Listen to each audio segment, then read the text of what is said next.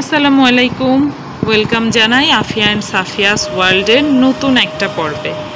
একদম নতুনভাবে নতুন একটা পর্বে হাজির হলাম। বলেছিলাম বেশ কিছুদিন আগেই পোস্ট দিয়েছিলাম যে একদম নতুনভাবে হাজির হব, তো সেই কথা আমি রেখেছি। বেশ অনেক দিনের একটা প্রচেষ্টা সফল হলাম। বর্তমানে অবস্থান করছি মালয়েশিয়াতে। এখানে আমি এসেছি আমার MBA প্রোগ্রামের জন্য আমার পরিবারের সাথে, আফিয়া সাফিয়া আর ওদের বাবুজি। তো ইনশাল্লাহ এখন থেকে মালয়েশিয়ান ব্লগ শেয়ার করব আপনাদের সাথে। আশা করছি সবাই আমার সাথেই থাকবেন। এই জায়গাটা হলো একদম আমার বাসার নিচের একটা ভিউ, যে বাসাটাতে আছি এই মুহূর্তে। এখানে সাফিয়া বুড়িকে গোসল করায়, ভাত খাওয়াই, ঘুম আসায় দিয়েছি।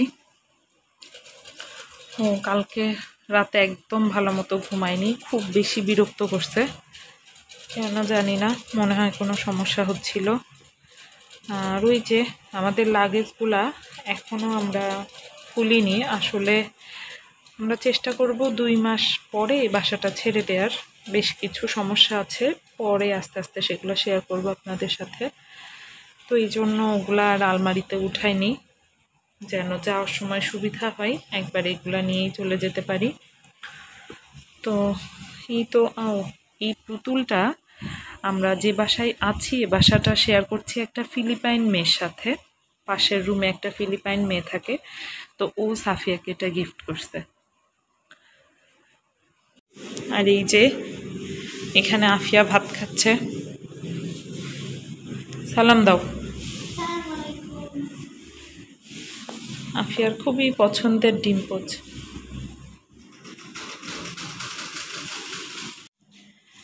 আফিয়া এখন বাইরে যাবে বাবুজির সাথে। সবার একসাথেই যাওয়ার কথা ছিল, কিন্তু সাফিয়া বুড়ি ঘুম, তাই আমাকে পাহারা দিতে হবে। আর আফিয়া বুড়ি এখন যাচ্ছে বেড়াতে। এটা হচ্ছে আফিয়ার ঈদের জামা, দিদুন এটা আসার সময় বানাই দিয়েছিল। আমাদের 4 জনের একই ড্রেস।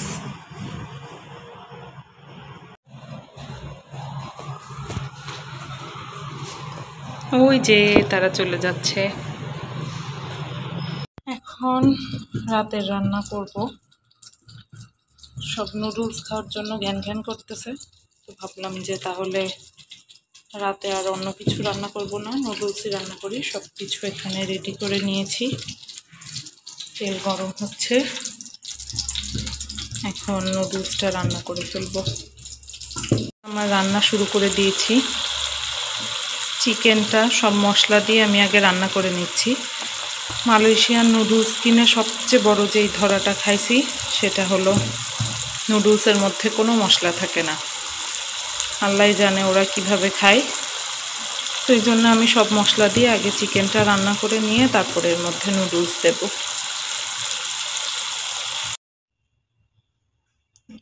আমার নুডলস রান্না শেষ, এখন খাওয়া দাওয়া করব। খুবই অদ্ভুত একটা ব্যাপার যে এদের নুডলসে কোনো মশলা থাকে না। আমি খুবই অবাক হয়েছি প্রথম দিন, কিভাবে কি করে খায় এরা আল্লাহ জানে। তো যাই হোক, এখন খাওয়া দাওয়া করে নিই, তারপর আবার কথা হবে। খাওয়া দাওয়া শেষ করে বাকি যা যা কাজকর্ম ছিল সব কিছু সেরে এখন একটু বারান্দায় এসে দাঁড়ালাম। এই ছিল আমার নতুন দেশের প্রথম ভ্লগ। আশা করছি সবার ভালো লেগেছে। কথা হবে নতুন কোনো পর্বে আবার ইনশাল্লাহ। সেই পর্যন্ত সবাই ভালো থাকবেন, সুস্থ থাকবেন। আমার জন্য, আমার পরিবারের জন্য দোয়া করবেন। এখন তাহলে বিদায় নিই। আল্লাহ হাফেজ, আসসালামু আলাইকুম।